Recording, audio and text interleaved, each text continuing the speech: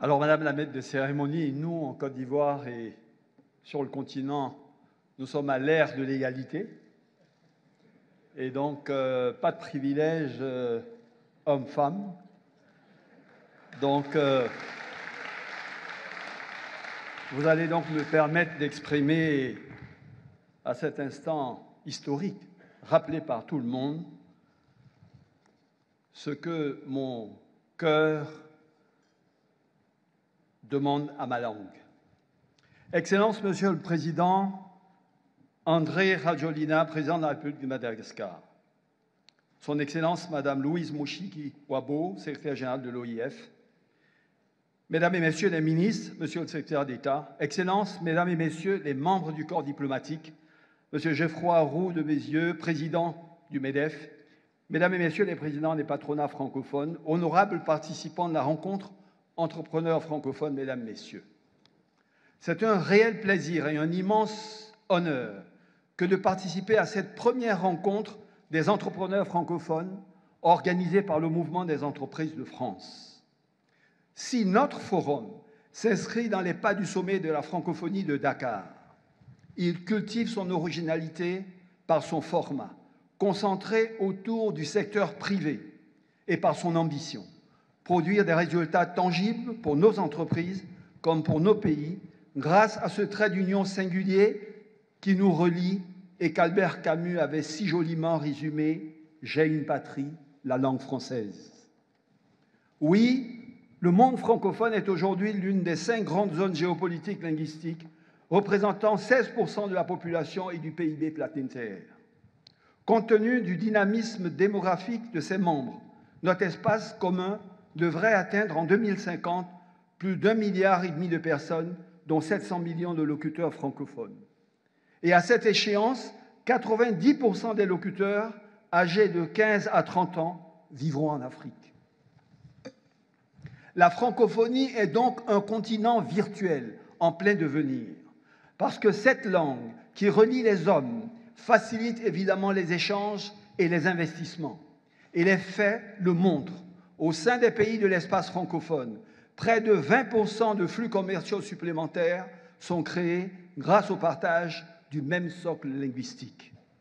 Dans le même temps, notre monde doit aussi se transformer et accomplir une profonde révolution culturelle.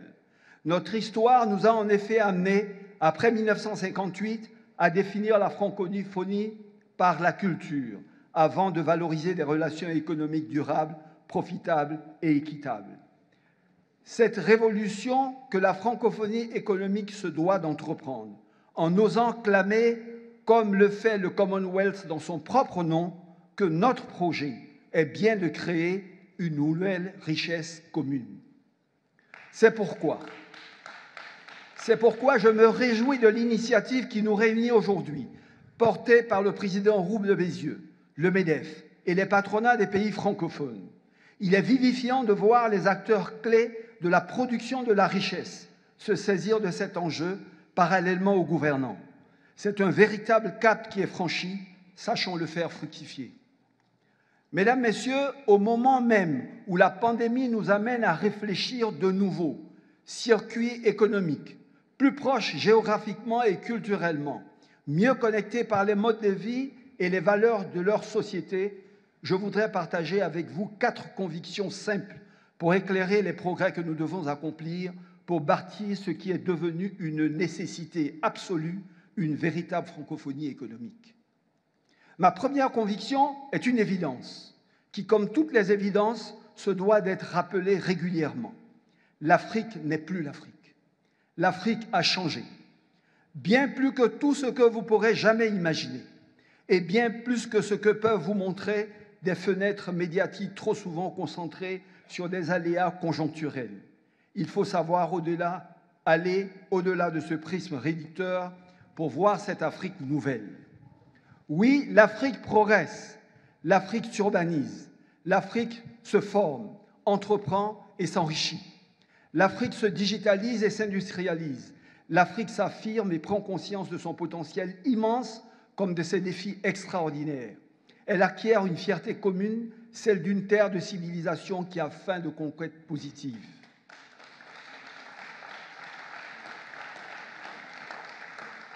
L'Afrique, qui sera demain le cœur et le poumon du monde francophone, constitue ainsi un vivier extraordinaire de croissance. C'est le dernier continent où des investissements massifs dans les infrastructures, les services publics, les réseaux technologiques et le capital humain vont s'opérer. Ce sera aussi, par la jeunesse de sa population, un foyer précieux de compétences, mais également un réservoir unique de matières premières qui devront demain être mieux intégrées dans les chaînes de valeur mondiales. Enfin, via l'amélioration des revenus de nos populations, un marché immense de consommateurs aux habitudes culturelles voisines se développera, sur lequel les opérateurs du monde francophone auront un avantage comparatif indéniable. Face à cet avenir en marche, il nous faut faire un constat bien réel. En 20 ans, la France a perdu près de la moitié de ses parts de marché en Afrique, passant de 12 à 7%. Les exportations des entreprises françaises ont ainsi doublé sur un marché qui a quadruplé. Un véritable choc de conscience et d'action, et c'est ma seconde conviction, doit donc s'opérer. Et pour ce faire, il nous faudra mener 3 ruptures majeures. La première, pour les acteurs économiques francophones, est de considérer enfin ce marché presque naturel comme une terre prioritaire pour leurs investissements. Ceux-là même qui, hier, ont pu être détournés pour des délocalisations lointaines, aujourd'hui questionnées par la pandémie. Pendant que d'autres acteurs, bien éloignés de notre communauté francophone, ont eu, eux, le flair de venir prendre les places qui n'étaient plus occupées. Il est temps pour les entrepreneurs francophones de ne plus craindre d'agir ou d'investir et d'oser. Oui, d'oser questionner certains de leurs choix passés et d'oser construire avec nous de nouveaux modèles de croissance justes, durables et rentables. La seconde rupture doit être, pour nous tous, une libération, celle du poids d'une histoire complexe, faite de haut et de bas. Mais cette histoire, elle est celle de nos pères, pas la nôtre, ni celle de nos fils. Elle n'est pas la nôtre, elle n'est pas celle de nos fils. Eux, nos fils, attendent les investissements, les infrastructures, les emplois, le pouvoir d'achat. N'écoutez pas ces quelques voix qui parlent ici pour eux, sans rien connaître de cette Afrique nouvelle qui naît. Pour notre jeunesse, cette page n'est plus la sienne. Et elle vous attend pour écrire celles qui vont dessiner son avenir et transformer positivement sa vie. La dernière rupture à opérer, elle nous incombe. Nous connaissons les insuffisances de la gouvernance qui ont pu exister dans le monde francophone. Là encore, une page se tourne et notre pays, la Côte d'Ivoire, le prouve, en doublant en 10 ans son PIB par habitant au sortir de 2 décennies de crise, au moyen d'une croissance moyenne de 8% par an jusqu'en 2019. Les Ivoiriens ont accompli sous la gouvernance d'Alassane Ouattara une œuvre collective que bien peu imaginaient. Et notre résilience économique et sanitaire fait face à la pandémie, comme l'ampleur de notre rebond viennent prouver la force de nos fondamentaux. Pour atteindre nos objectifs 2030 consacrés pour le projet Côte d'Ivoire solidaire, c'est-à-dire doubler notre revenu par habitant à nouveau et réduire de moitié notre pauvreté, nous avons fait du développement du secteur privé notre priorité nationale absolue, avec une contribution cible du secteur privé à l'investissement de 25% du PIB d'ici 10 ans. Et ce, tout en réformant en profondeur la culture de notre administration pour en faire demain cet allié indispensable de la croissance des entreprises et plus jamais le frein réglementaire ou humain qu'elle peut encore être aujourd'hui, chez nous comme dans de nombreux pays du monde francophone. Une politique de champions nationaux est enfin mise en place pour amplifier la création d'emplois autour de filières puissantes dans l'agro-industrie, le textile et l'habillement, l'habitat, le numérique, le tourisme ou la culture. Ils seront demain ces partenaires stratégiques idéaux pour tous les investisseurs de la francophonie. Mesdames, Messieurs, comme le projet européen a su le faire avec succès il y a 70 ans, autour du charbon et de l'acier, nous devons hiérarchiser nos priorités d'action, c'est ma troisième conviction. Évidemment, le soutien à l'entrepreneuriat doit être au cœur de notre stratégie, tout comme la transformation locale des matières premières ou les infrastructures. Plus fondamentalement, nous sommes convaincus que la francophonie économique doit se concentrer demain sur les couleurs des économies de l'avenir. La verte, celle qui permettra de bâtir une croissance durable et de respecter les termes de l'accord de Paris. La bleue, centrée sur le potentiel incroyable de l'économie maritime, puisque la francophonie abrite plus de 20% de la ZEE mondiale. La blanche, issue de la révolution numérique, aussi avancée en Afrique, et parfois bien plus que dans le monde occidental.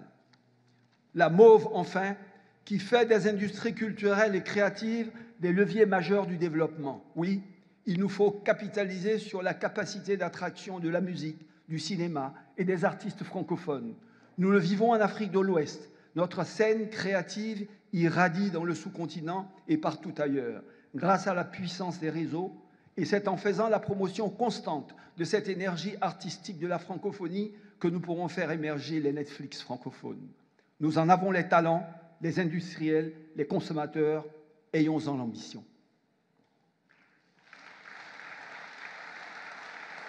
Ma quatrième conviction relève d'un impératif catégorique. Nous devons faire grandir cette francophonie économique parce que nos avenirs respectifs l'exigent.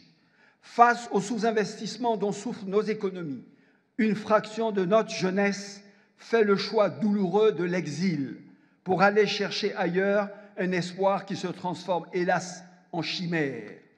Et cette immigration clandestine pourrait demain, si les bonnes décisions n'étaient pas prises, constituer un facteur majeur de déstabilisation de nos États comme de vos nations ici en Europe.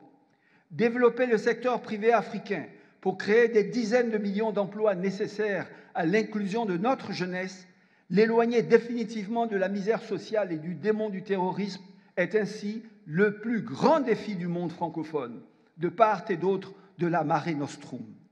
N'oublions jamais que seuls 14 kilomètres séparent nos deux continents qui, en réalité, n'en font qu'un seul. Nos destins sont liés, nos défis sont vos enjeux, nos menaces vos périls et nos succès les vôtres. Il faut enfin saisir que l'avenir de notre action collective contre le réchauffement climatique se joue aussi dans les forêts africaines. Nul ne l'ignore, le bassin du Congo est le deuxième massif forestier tropical après l'Amazonie.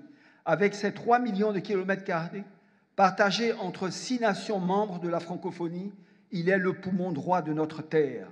Sans lui, et donc sans un développement équilibré de ces États, nous n'aurons plus jamais collectivement le même avenir. Mesdames et messieurs, la loi de solidarité des peuples s'impose à la conscience contemporaine. Nous nous sentons solidaires les uns des autres dans la préservation de la paix, dans la lutte contre la misère, dans la recherche du développement et du bonheur, dans la sauvegarde de la justice et de la dignité humaine. Ces mots, ce sont ceux de Robert Schuman. S'ils ont 60 ans et parlent naturellement du projet européen, ils incarnent aussi l'ampleur de nos défis. Oui, nous sommes au sein du monde francophone aussi interdépendants pour notre avenir que les Européens pouvaient l'être en 1945. Et si cette œuvre de paix et de prospérité a pu être édifiée sur ce vieux continent que les conflits avaient lacéré pendant 2 millénaires, je suis convaincu qu'elle peut l'être aussi de cette francophonie qui a tant à partager. Si nous savons nous focaliser sur ce qui nous rapproche et non ce qui nous divise, si nous savons bâtir sur ce que notre histoire métissée et séculaire projette de plus positif, si nous savons toujours renforcer l'enseignement de cette langue qui nous rassemble, si nous savons réunir le dynamisme de notre jeunesse et l'avant-garde de nos technologies, si nous savons faire de notre proximité humaine le socle préalable et durable de nos partenaires économiques, si nous savons nous respecter pour construire une richesse commune et équitable partagée, si nous savons oser prendre des risques, perdre ensemble pour mieux gagner ensemble, alors oui, sans nul doute possible, la conquête du monde est à notre portée. À nous donc, gouvernants, de tout mettre en œuvre pour que cette rencontre ne soit pas un simple sommet de plus et de toujours favoriser cette communauté économique francophone qu'il faudra doter à terme pour amplifier nos succès d'un cadre institutionnel novateur, paritaire entre secteur privé et pouvoir public. Et à vous, entrepreneurs francophones, de faire vivre cette nouvelle francophonie économique pour en faire un espace de prospérité et d'inclusivité. Et parce que je peux terminer mon propos sans remercier, je ne peux terminer mes propos sans remercier une fois de plus le MEDEF et son président pour leur initiative et leur invitation. Je voudrais vous proposer que cette rencontre, qui en appelle forcément d'autres, puisse désormais se tenir alternativement sur les deux rives de notre monde francophone et vous convie ainsi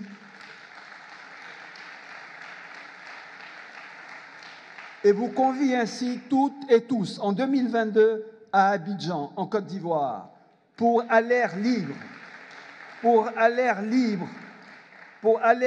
de cette Afrique nouvelle qui a soif d'ambition et de progrès, voir grandir ses projets d'une francophonie économique toujours plus conquérante et rayonnante. Alors, mesdames et messieurs, venez à Abidjan l'année prochaine. Vive la francophonie, vive les entreprises francophones. Je vous remercie. Merci, Monsieur le Premier ministre.